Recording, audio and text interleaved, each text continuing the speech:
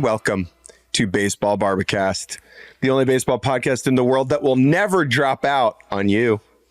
I'm Jake Mintz, that's Jordan Shusterman, and we're running from our problems and all the way to first base. Good morning, Jake. It is Monday.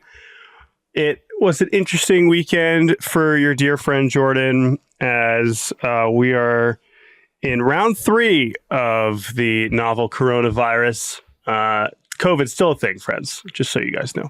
You're in the ALCS of COVID. I am doing okay. I'm not doing awesome, so Jake will probably be doing more talking than I will. But the good news about being bedridden for the last 48 hours is, boy, did I watch a lot of baseball.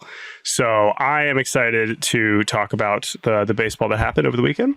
We have a handful of sweeps. We have a handful of near sweeps because none of these National League teams are actually any good. And then we have it's Monday. We got all of our weekend recap segments. So we're gonna have a good time, and I'm gonna try to get through this. This is gonna put me in a better mood. We'll see if it actually makes me feel physically better. Jordan had his flu game, and now Jordan has his flu game.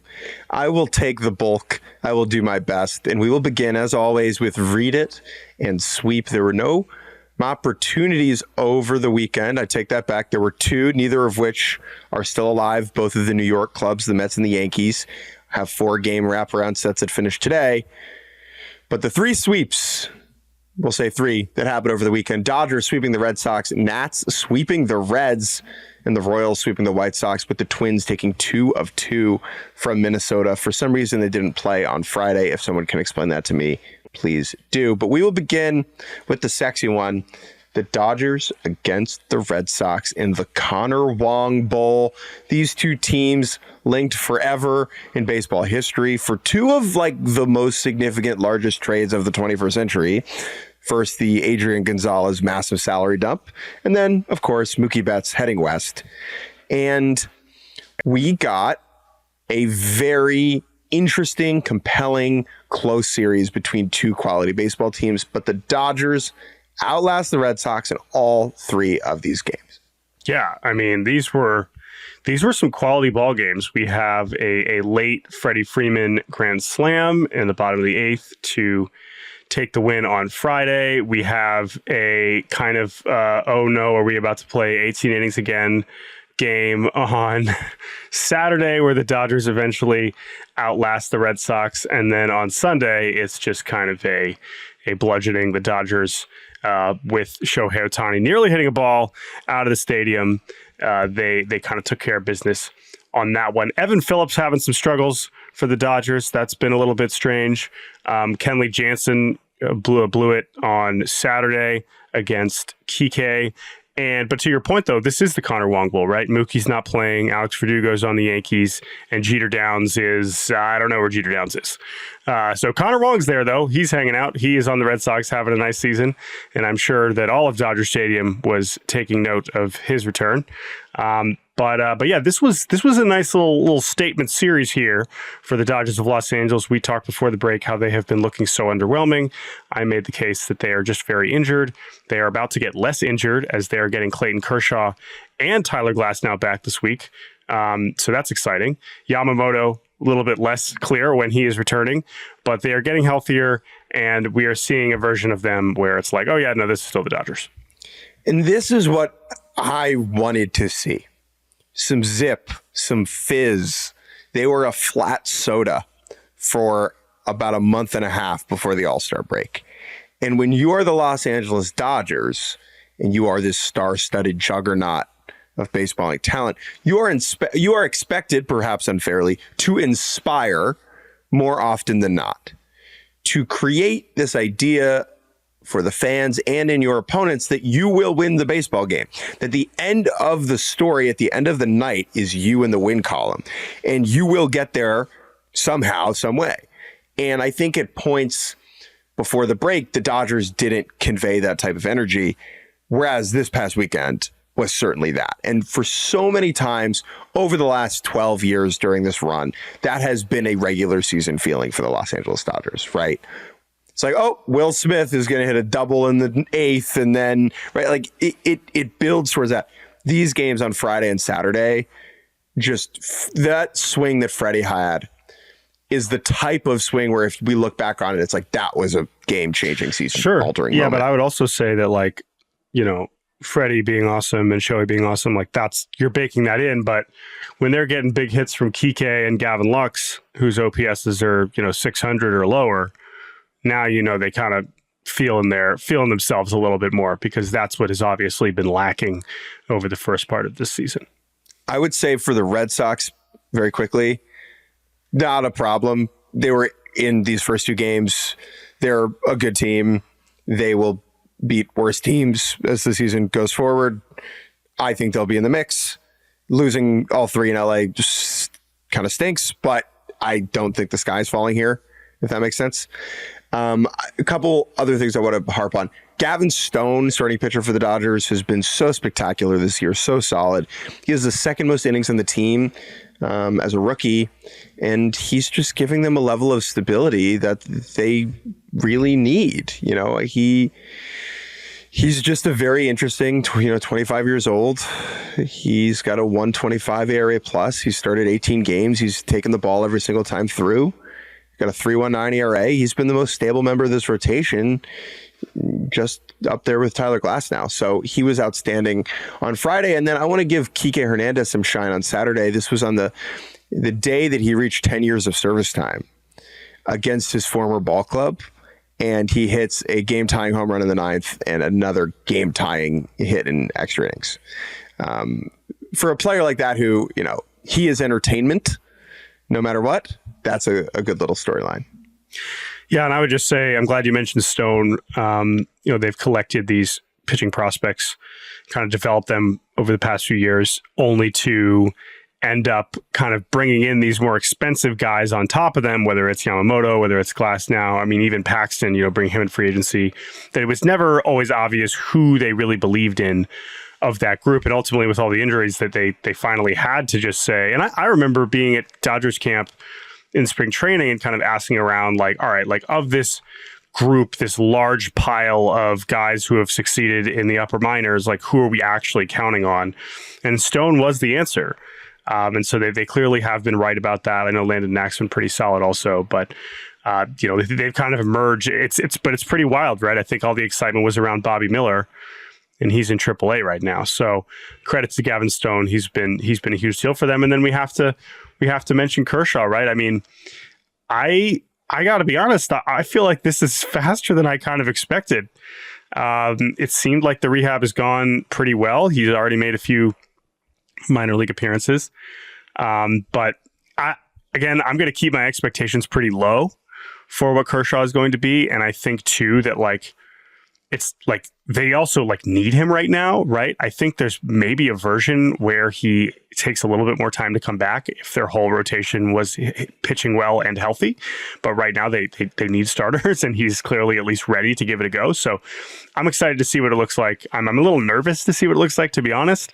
But at least he's, made some minor league appearances and gotten some, because if he had just gone out there with no minor league appearances and we were just like, yeah, he's fine, I would have been very, very anxious about that. But I'm very curious to see what it looks like on Thursday. Every additional Clayton Kershaw return every offseason when he's thinking about retirement, Texas Rangers, LA Dodgers, every time he comes back to the Dodgers, inevitably, it heightens the enjoyment of that experience, because the closer he gets to retirement, the more it dawns on me how special it is to watch him in Dodger Blue, in that stadium, in that environment, in that park where he's created so many memories over the last, decade and a half. And so I will be locked in on Thursday watching this one. I'm very excited to see Clayton Kershaw back on the bump. Let's move on to another sweep. The Washington Nationals sweep the Cincinnati Reds in DC at the All-Star break. The Nationals were 3 games worse than the Reds, and it felt like they were trending away from the playoff picture, and the Reds were maybe not trending up, but were hanging right in there. And this 3-game beatdown was not exactly the simplest outcome for people trying to understand the playoff picture. The Nats, who made a trade selling on Hunter Harvey to bring in prospects. Then the team comes out and immediately wins 3 games in a row. On Friday, best Patrick Corbin start we've had in a long time. Highest game score he's had all season. Really nice weekend from Jacob Young, the Nats electric outfielder, 4 stolen bases over the 3 games.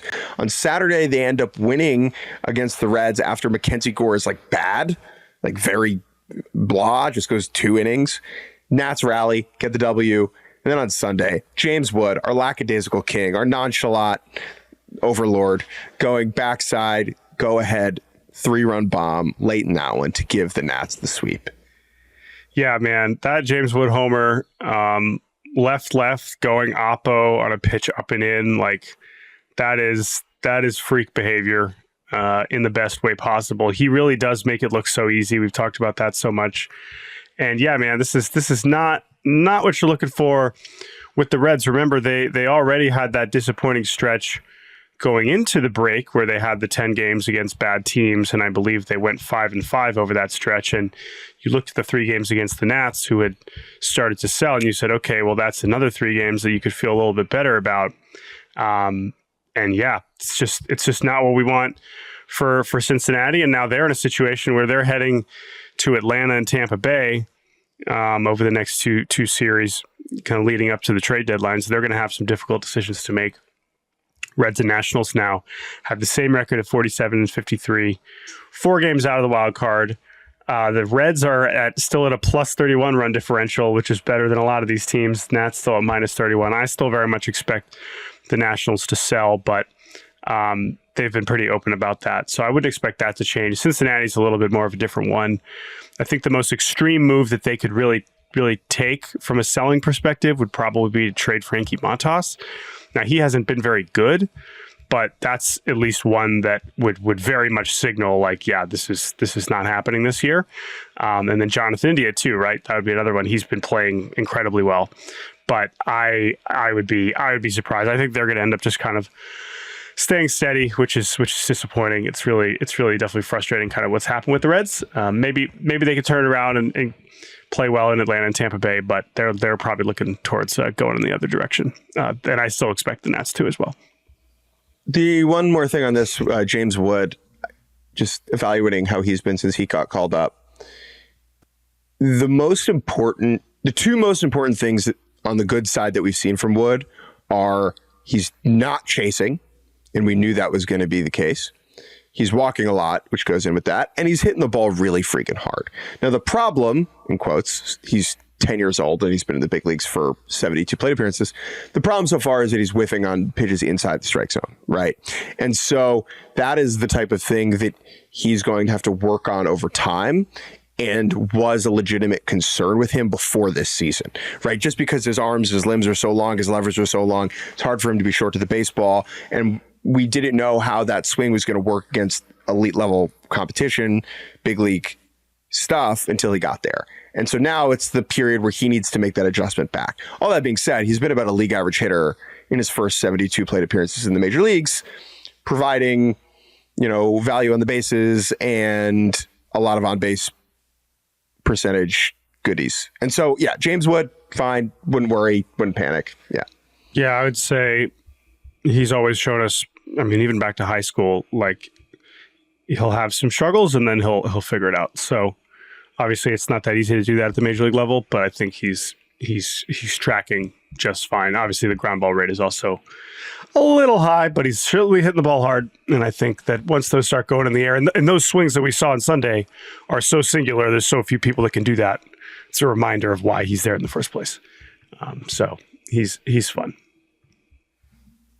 Judge and Ohtani are like that, and O'Neal Cruz is another one, just like that opposite field. We'll talk about that in a second. Yeah. You worry. Brewers Twins, they only played 2 games, one on Saturday, one on Sunday. The Brewers took both of those. 2 things I'd like to hit on here. 1, Jackson Chourio, who signed that big extension over the winter and debuted in the major leagues as a 20-year-old, one of the top prospects in baseball, Venezuelan outfielder, and understandably struggled in the early going, kind of held water and didn't didn't exactly show on a consistent basis why we held him why all of us held him in such high regard. Over the last month and a half since June 1st, he has really turned things around. 867 OPS in that span, highlighting the talent that he has. He's still 20 years old in 133 days. This is a baby. This person cannot buy a gin and tonic by himself, okay? And so to see him start to turn the corner is really encouraging because, yes, the Brewers were so good over the first half of the season. They need a couple other things to go right to keep this lead because there was some things going on with them that are, in my opinion, a little unsustainable. So Jackson Chourio developing into a real difference maker is a huge thing for them. He had 3 hits in the game on Saturday and then homered in the game on Sunday. If he can be like an impact difference maker, we might look back and say, oh, he would be a second half All-Star if we did the November All-Star game. Yeah, I mean, again, I just think how it relates to Milwaukee. And I remember we talked last week about, I kind of made the parallels with Cleveland and Milwaukee. And I stand by a lot of those, but I do think that Milwaukee's offense, like this would be a huge difference maker if Jackson Chourio was playing like an actual, rookie of the year candidate that I think a lot of people were hoping that they would see from him. But yeah, he's born in 2004. So let's be a little bit patient here and let's see what he's capable of, because yeah, I think, maybe especially when you start to have some regression from Joey Ortiz and Bryce Terang, right? I know Reese has struggled a lot, this is a good way to balance that out. If you have him trending in the right direction, a lot of those guys were showing up while Chourio was struggling. Now Chourio starts popping off as those guys kind of come back to earth. That puts them in a pretty good spot. Twins, always tough to lose to your big rival up there. However, just want to alert you to Byron Buxton's 996 OPS since June 1st. Okay. That's 2 news more to me. homers yesterday. I genuinely did not realize that. I did not realize how well he'd been hitting. Pretty regularly as well. Like we have seen the Byron, the Buxton over the last 6 weeks. Yeah. That is a good one. Yeah, no, I truly did not know. I guess we're still waiting. Right, we're still waiting for Royce Lewis to come back again, and Correa is now hurt. So like they're gonna need him to start showing up like that if their offense is going to kind of sustain. Miranda now also on the IL. So those were 2 very, very good games. I enjoy watching both those teams play. But our player of the weekend, and this folds into Read It and Sweep, is Big Bob Jr. Bobby Witt, the shortstop for the Kansas City Royals, our player of the weekend, going 9 for 11 with a home run. 9 for 11 over the weekend. It seemed like he took the frustration of going 0 for 1 in the All-Star game to heart and really locked in this series against the White Sox that the Royals took all 3 of. Yeah. Bobby Witt, again, when you can, it's nice to have the White Sox on the schedule coming out of the break, but this was nice. For the whole Royals team to just come out and really take care of business. We get Seth Lugo's first career complete game. We get, as you mentioned, we get three hit games from Big Bob Witt, and yeah, this is what you have to do. And now with them sweeping the White Sox, they end up passing Boston as Boston gets swept. Now Kansas City once again occupying that 3rd wild card spot in the American League. But yeah, I think I actually am curious. Was that the last time the Royals get to play the White Sox this year? Oh no, I guess they get them one more time in a couple weeks. So you got to, again, we got to take advantage of this. They had 9-1 this season against the White Sox. They will try to make that 12-1 in a couple of weeks. But yeah, this was much needed. Royals have been unbelievable at home this year. One of the best home teams in baseball. I believe they have the best home record in baseball. I think they are one of their third best home record in baseball behind Cleveland and Philadelphia. So, but yeah, Bob Witt's tough to top 9 hits in a weekend. So he is definitely our player of the weekend. And I would like to say to all the listeners out there, Bobby Witt Jr., we have Bobbies. We've discussed this. We need Bob. Okay. I think we got to start calling Bobby Witt Jr. Bob. His teammates call him Bob. We don't have a big league Bob. I would love a jersey with a 7 on the back in the Royals blue that just says Bob. The idea that he is Bob and his dad is Bobby is such a great kind of inversion of our norms of what we expect from fathers and sons.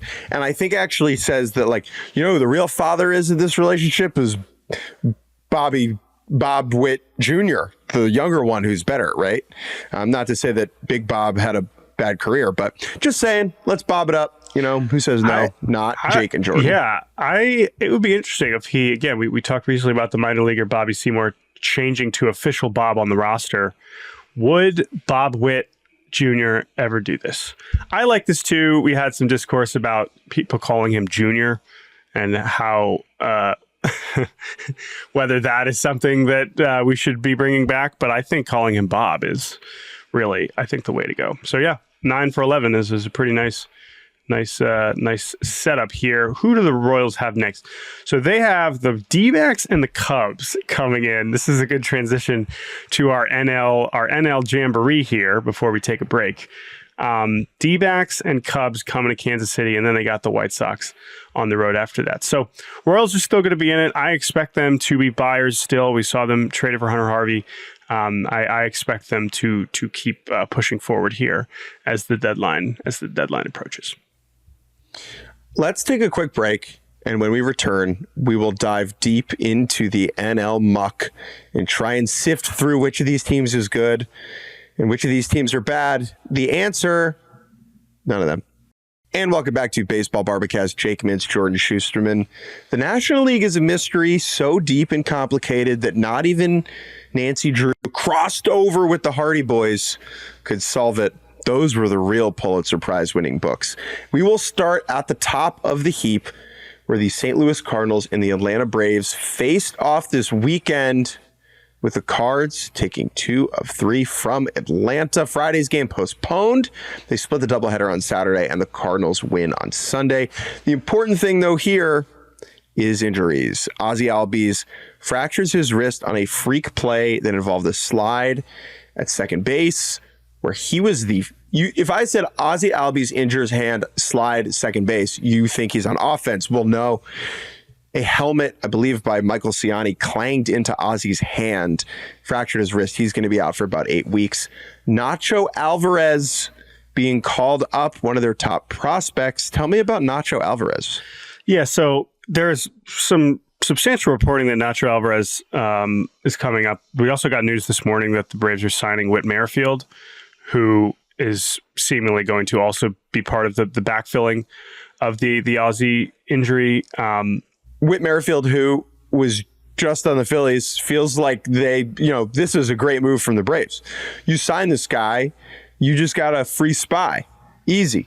When these two teams play in the NLDS, they're just going to send Whit back there undercover, ask him to copy and paste all the secrets, and bring him back to the Braves clubhouse. I will say Whit Merrifield, who had a 572 OPS with the Braves or with the Phillies before he got just like outright released. This does set up for, not that we need more juice for this Phillies Brave. This is an unexpected addition to the spice in the Braves Phillies rivalry. Is Whit Merrifield getting random clutch hits or like pinch running and stealing a bag, against Real Muto? It's at some point later in the season. So, but let's talk about Nacho Alvarez because he's a lot more interesting. This is a guy who was drafted just 2 years ago, and just to get a sense of how completely out of nowhere this guy was. I mean, he was a 5th round pick out of a California junior college, and he was not, I have my crazy draft spreadsheet that, has the names of 90% of the players that get drafted. He was not on my sheet on draft day. I went back and checked that. I think he was the earliest pick that year that was not on my sheet. And the reason I bring that up is just this is a hell of a scout, man. Whoever the area scout is that was we got to take this California junior college kid in the 5th round and give him $500,000 when basically nobody knew who he was. And for him to race through the minors and be one of their best hitting prospects. I know they don't have a lot of good hitting prospects. Just a really impressive kind of bat to ball, plate discipline, can play shortstop. that's really impressive that they could identify him as someone that could hit this well this quickly for someone that was competing at the junior college level. We're just seeing fewer and fewer guys that can junior college hitters that are being drafted high nowadays.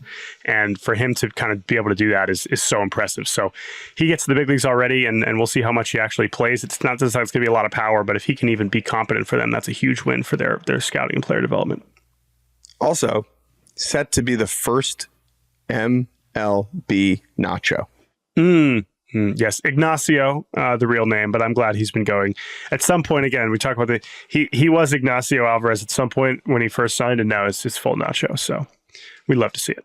There have been nachos at the ballpark for a long time, and now there really will be nachos at the ballpark for a long time. Max Fried also going on the IL for the Braves. Doesn't seem too serious. It'll be brief, but at the point now the Braves are at, like, missing any important player for any stretch is really tough for them. Every time that they miss an opportunity to gain ground on the Phillies, it just feels more and more likely that Philadelphia is going to run away with this. The lead right now is 8.5 games, but the Braves do sit pretty atop the wild card heap. They are still, even after losing this series to the Cardinals, 2.5 games up on them. In the third wild card spot right now, the New York Mets, who lost 2 of 3 over the weekend to the Miami Marlins. There's one more game for them. Today, on Monday, I'm kind of interested to see the Mets when they get home this week. They'll be playing the Yankees on Tuesday and Wednesday, and I will be at those games. And then the Braves are coming into town to play the Mets. So a couple interesting series here coming up for the Queens Ball Club. Below the Mets on percentage points, with one more win and one more loss, is the Arizona Diamondbacks, who took 2 out of the 3 from the Cubs, as you mentioned. Tied with them with one more win and one more loss is the San Diego Padres, who are 52-50. Padres took 2 out of 3 from the Guardians over the weekend. Yeah, before I fell ill, I was there on Friday, kind of checking in on both the Gardos and the Padres of San Diego. The main thing to know about the Padres right now is Dylan Cease is on one. He had an incredible start against the Braves right before the break, carries that momentum into the second half here. Or not really the second half, because the Padres have already played 100 games. The second 40% for the Padres. But he's been amazing. I mean, we haven't really talked about him much. He's leading the league in strikeouts. Like, I know his ERA is 3.76, but the walks are down. He's throwing more strikes than he has really at any point in his career. And I think Dylan Cease deserves more attention. And Michael King also has been outstanding for them. So that's another one. Again, so much turnover on that roster, and they're dealing with some injuries also. But I feel good about the Padres. I feel like them responding to, after looking terrible on Friday and kind of winning those next 2 games in Cleveland, which, again, as we mentioned, they have the best home record in baseball. Really impressive showing from San Diego. I don't feel good about anything. I'm happy that you feel good about the Padres. I don't believe any of these teams are good. The only thing I feel good about is the new comforter I just got off my wedding registry. Very excited to check that out. Yeah, I would love that. One last National League wildcard series here that I want to zoom in on. And I want to use it as our first time for everything segment that we've been doing. I'd never seen this before. Rowdy Tellez with 3 sac flies in a single game. First player in MLB to do that since 2008. And the first Pittsburgh Pirate to have 3 sac flies in a game since ever. Think about that. Think about how long the Puckos have existed. Rowdy Tellez, 3 sacks, 1 evening, no worries. This was on Friday night, by the way. Yeah. Sack flies are one of the kind of stranger statistics. I mean, on its surface, it's not that complicated, but like, I remember the fun fact that Joey Gallo did not have a single sack fly for the first 4 years of his career, which, again, seems impossible for someone that puts the ball in the air that much. I mean, he had in 2017, 2018, he had 81 home runs and 0 sack flies. So it's very, now maybe that makes some sense. It's like, oh yeah, because Joey Gallo, whenever he was trying to hit a sack fly, he would screw up and accidentally hit a home run. That's possible, right? But yeah, sack flies are sneaky weird.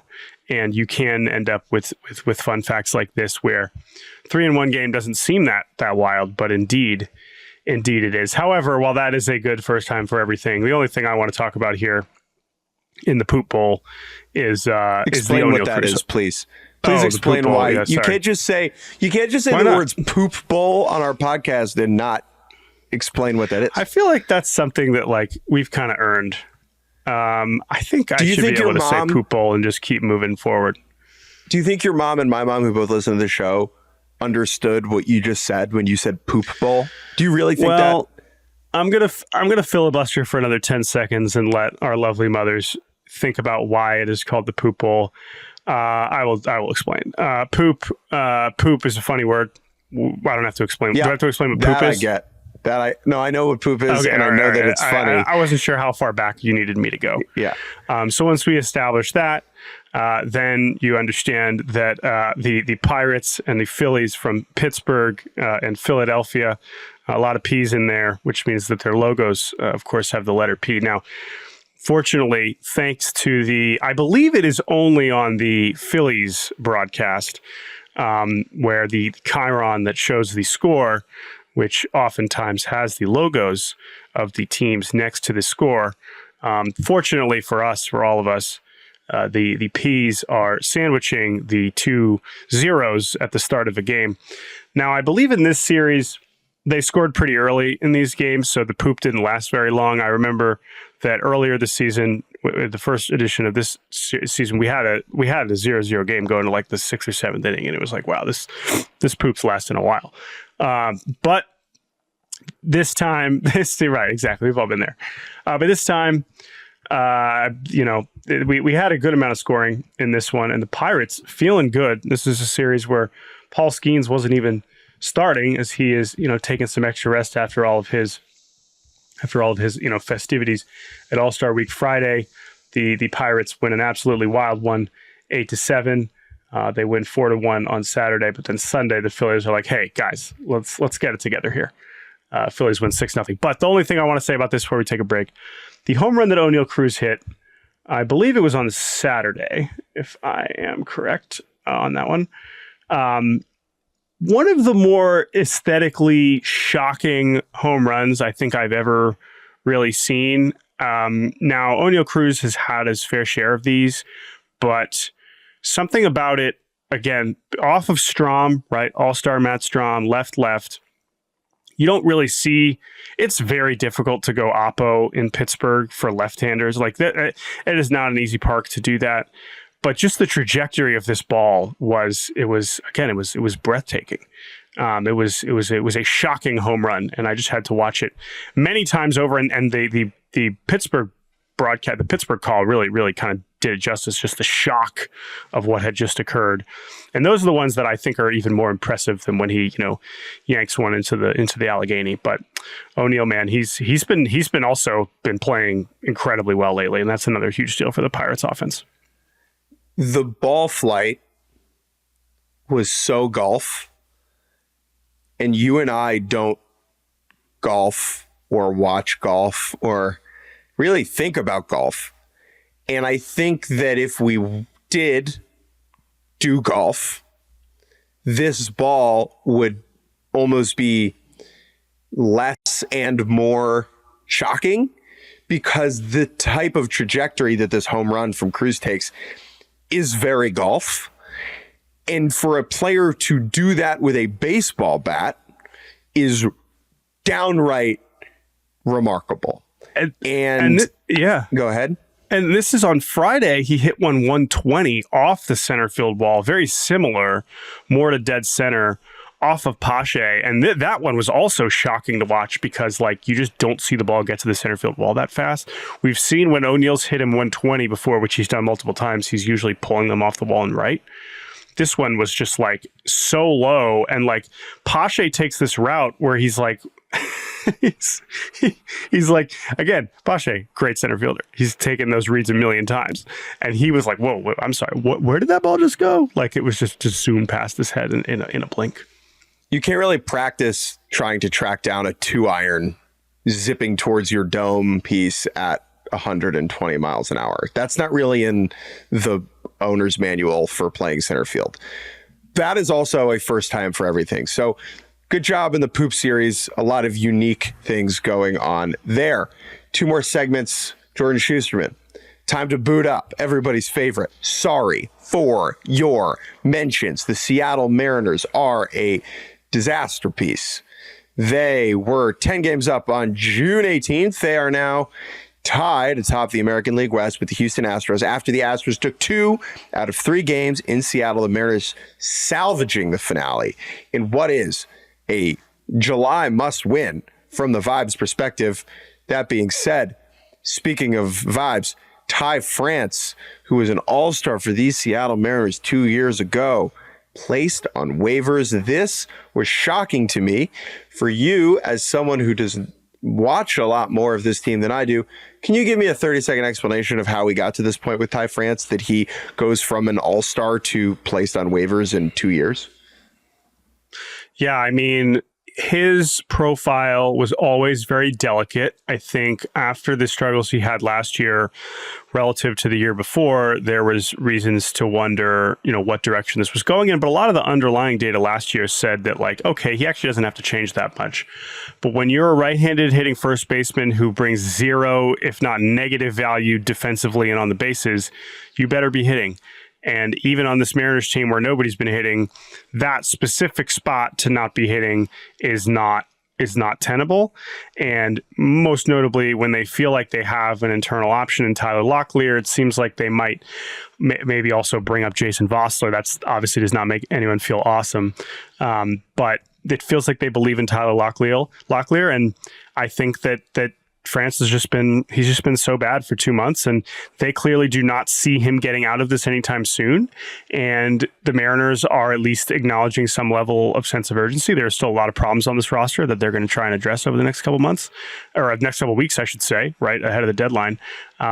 But it sucks, right? Ty Francis, his kind of come up was really fun. A guy who was just a late bloomer that no one ever really thought could this guy really actually hit at the major league level? And he did it, man. He was awesome for a couple of years there, and it just really fell off hard. And I think he was heading towards a non-tender anyway.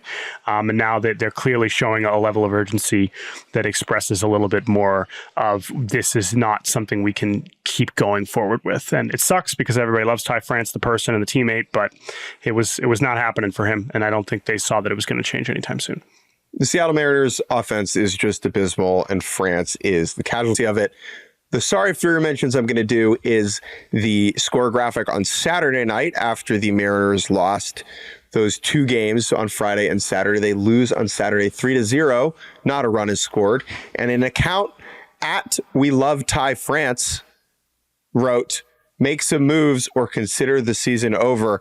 At We Love Ty France, maybe be careful what you wish for. Yeah. Because that was tweeted before they put Ty France on waivers. They were like, all right, we'll make some moves. And they're like, oh, who just said this to us? Oh, Ty France. Oh, Ty France has a 500 OPS over the last 2 months. Yeah, okay, we'll make that move. Someone says DFA the entire team. Someone else says that I would not recommend. That would not help. That we can't be DFAing the whole team. That would do, I think, more harm than good at this point. All right. Someone thinks he's a GM. Someone else says DFA the ownership. That's an interesting one. That is an interesting one. Would ownership clear waivers? Probably. I don't know if other teams are looking for John Stanton to come in. Maybe. I don't know, actually. Maybe Tampa Bay or Oakland would be like, oh, yeah, we'll claim John Stanton. Are you kidding me? John Stanton over John Fisher all day long. I like the idea that Jerry Dipoto calls his boss and is like, hey, we got to talk. We're going to go ahead and DFA. You've done a lot of things for this club, but it's just not working out. One person says, glad football is soon. Very typical. Makes a lot of sense. You see that one a lot. Brian says, hope this isn't a trend, which is so funny because obviously he knows it is. Someone says the Seattle Mariners offense is the worst of any contending team I've ever seen. Julio Rodriguez should be demoted. Should be demoted. Yeah, that's kind of a complicated process. That was the same. I believe that is the game that Julio hit a go-ahead home run that they eventually squandered the lead later. So no, that was on Friday night. That was on Friday night. I believe this is after they were shut out on Saturday night. Both kind of back-breaking losses. And the last thing I'll say here, one person writes, it really is sad because live sports are supposed to be thrilling with the endings always in doubt. But watching that game last night was like watching a movie you have seen many times. I knew the outcome before it happened. No, the shutout was on Friday. I suffered through that. I'm pretty sure the shutout was Friday. Saturday was Ryan Stanek allowing the go-ahead home run in the 7th. I will also say Jordan Alvarez hitting for the cycle on Sunday. His first cycle of his career was nice. It was good. I enjoy Jordan Alvarez. Like I've said this before. He is a one hell of a nemesis for Seattle, and that extends back obviously a while now. But he's pretty difficult to dislike. He is truly a gem of a hitter, and especially in games like that where it's like, all right, hit for the cycle and the Mariners win. I mean, that seems impossible, but you'll take that. The home run he hit, the triple. I know Chourio, by the way, hopefully not seriously injured. It seems like they avoided that being worse when he had a bit of an ankle scare there, chasing after Jordan's triple. But so we'll see. Because if Julio's out for a while, now we're really in a dark place. So we'll see. We'll see what happens. Demote him to the injured list. One phenomenal moment from this series on Saturday night was Astros right fielder Trey Cabbage robbing Julio Rodriguez of extra bases and then throwing up Julio's signature no-fly zone hand sign. For those of you who don't know, Julio, whenever he makes a great play in center field, kind of puts his hands, his arms, his forearms across one another, kind of like a DMX. It's the same as like the DMX sign, and he kind of bangs his arms together. And then all the fans in the outfield kind of do the same thing. And when the vibes are good in Seattle, it's a delightful scene at T-Mobile Park. That's not the case now. Trey Cabbage makes a great play, robs Julio, and hits Julio with a very low-key no-fly zone thing. And Julio laughs and tips his cap. Good job, everyone. This is great. There are players who aren't Julio. I understand he's been struggling and fans aren't exactly enthused with him right now, maybe. But at the end of the day, great. That's the point. That's the point of a superstar, right? That's playing the game in the way that you and I really love and enjoy. And that moment kind of stuck out for me and gave me a warm, fuzzy feeling. Speaking of warm, fuzzy feelings, it was Hall of Fame induction weekend. Admittedly, I have not watched any of these speeches yet. I was busy, but Adrian Beltre, Todd Helton, Joe Mauer, Jim Leland, all inducted into Cooperstown. I'm going to watch these on 1.5 speed while I ride my bike today. Really, some people listen to hype music. I listen to Jim Leland's Hall of Fame speech while I'm in heart rate zone 4. Yeah, and I'm just built differently. I don't know what to tell you. That should fire you up. Yeah, I mean, we've obviously talked about this back when they were elected, but I guess that wasn't on this podcast, from what I recall. So it's been a bit of a while since we talked about this. But yeah, I mean, all three of these guys mean a lot to a lot of people. Obviously, that's the case for all. And it's always cool. I mean, my favorite part is to see who takes the trip. When they pan to the crowd and they show who's up there. I always enjoy that. So, and it is always interesting, like who gets the shout outs in the speeches, which was cool, especially for Beltre. That was the one I did see. But yeah, it's good. Those are all players that we enjoy. And also, by the way, this is the other thing too, is it's like, these are Hall of Famers that we very much have long, extensive memories of watching, which is still a fresh experience for us, I would say, right? Still getting used to that. So that is weird and cool at the same time. So again, I'm not complaining that we're old or anything. I'm just saying it is a new feeling. Happy to be old. Better to be old than dead. Speaking of dead, the Yankees offense. The New York Yankees took 1 of 3 over the weekend, is a funny way to say that. They have one more game today at the stadium against the Rays. And the Yankees' incompetence offensively against the Rays, I think, is so interesting. The league slash line since the start of 2020 is 245 batting average, 316 on base, 406 slug. Okay, so that is a 722 OPS. The Yankees slash line versus the Rays since the start of 2020 is 209, 283, 356. That is a slash line under 650. Now, the Yankees have been like a good offensive team basically for a lot of that stretch. They have employed Aaron Judge for the entirety of that stretch, and yet it does not matter. They just cannot seem to hit against the Tampa Bay Rays, who exploded on Saturday with a barrage of runs. Randy Rosarena on fuego for Tampa right now. Look, it's a win-win for the Rays, obviously. If Randy keeps raking and they don't win games, they'll trade him and bring a Hall back. And if they decide to stay in it, then Randy will stick around and keep raking. My favorite moment from this series was Aaron Boone getting ejected once again. It is his 5th ejection this year. Friend of the show, Laura Albanese, with some great Boone ejection stats.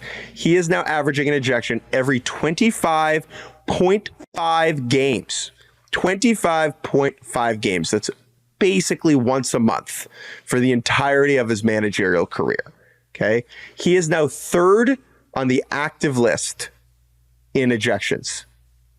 He has managed 971 games and has 38 career ejections. He passed Bud Black in career ejections with this one yesterday. Bud Black has managed 2,493 career games. So he has managed 1,500 more games than Aaron Boone. Okay. And Boone passed him in ejections. He still has to catch Bob Melvin and Bruce Bochy. It'll take some time to do that. Bochy's at 84 career ejections in over 4,000 games. But Aaron Boone is the GOAT ratio ejectee. I mean, it has reached a point where umpires expect him to pop off.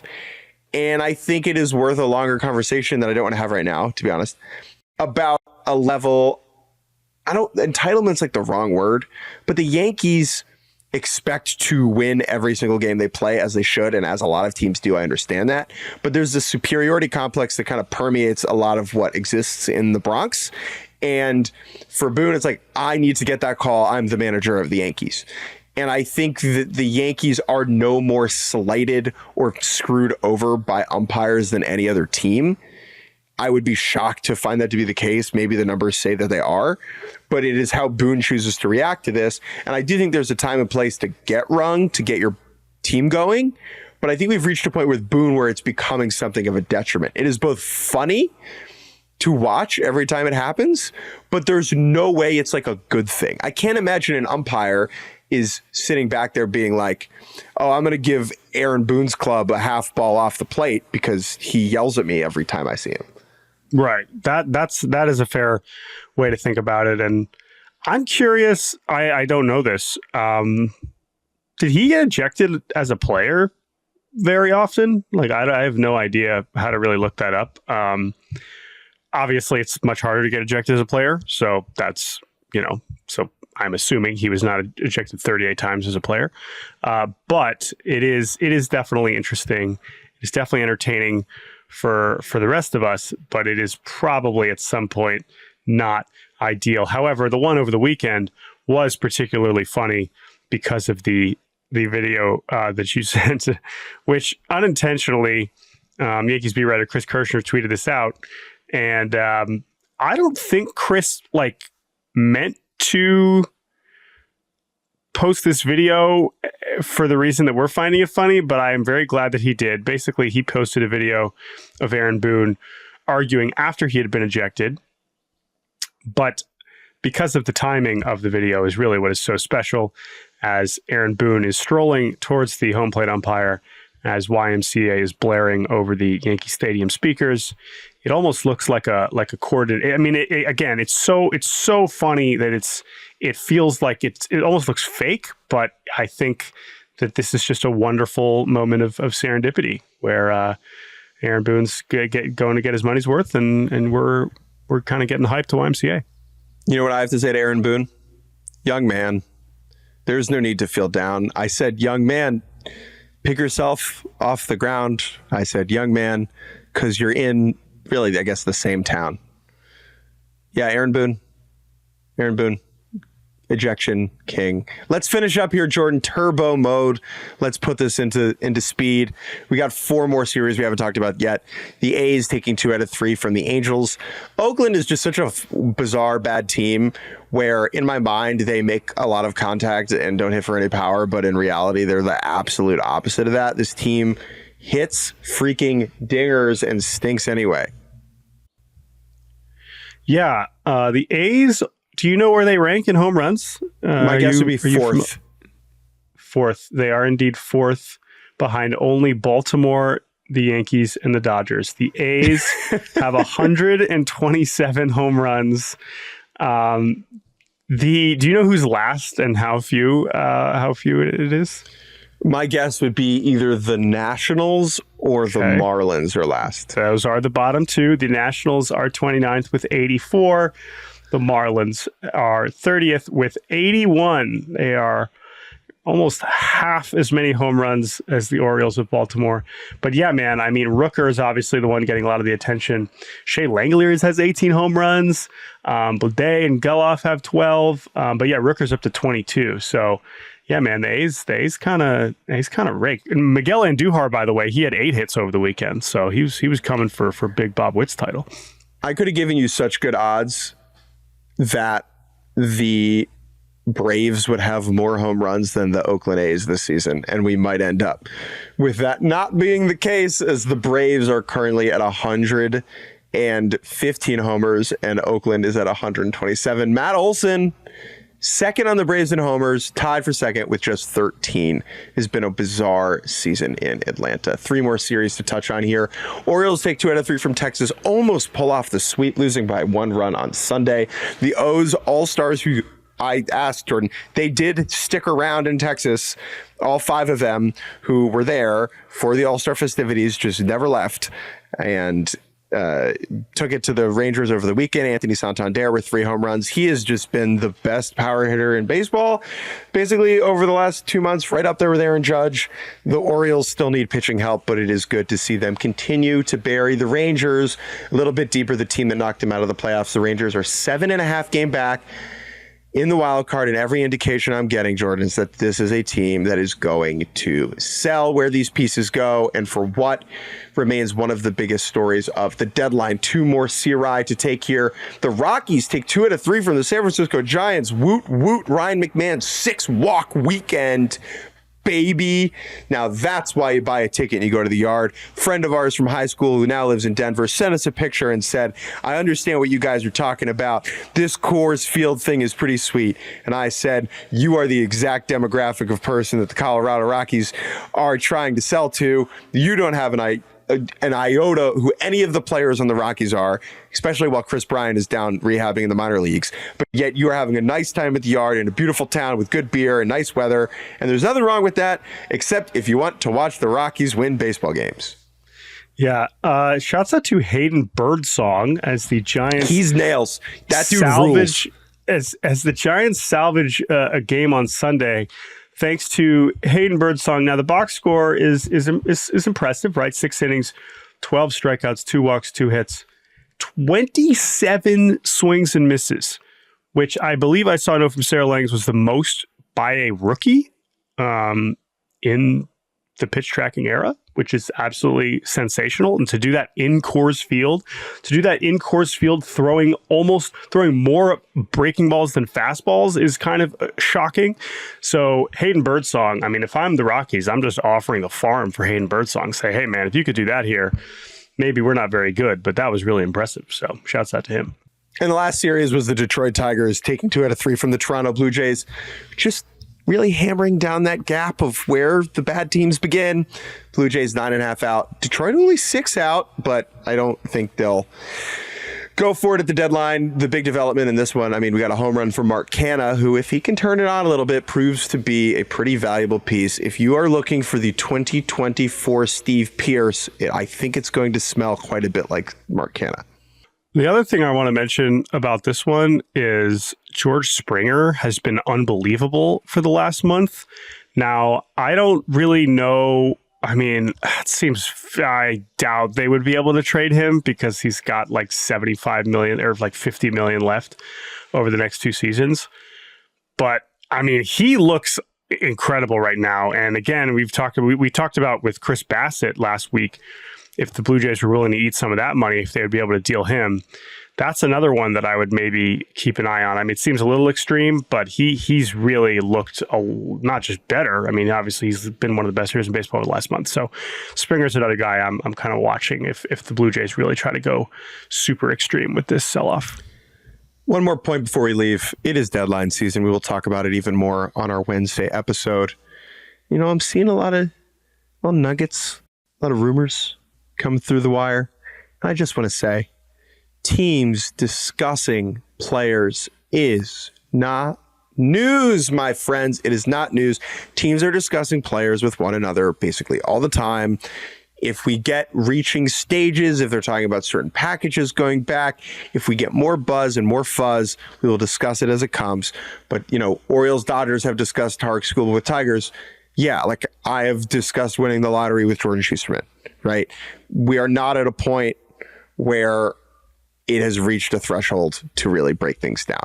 Maybe we'll dig into it a little bit more on Wednesday. That's just kind of how I feel about it. Don't get tricked by fake accounts on this deadline season. Jordan Shusterman, thank you for doing a podcast with me. I hope you heal up very soon. Thank you to Hillary Georgie for producing this bad boy. And I want to wish everybody an absolutely beautiful Monday.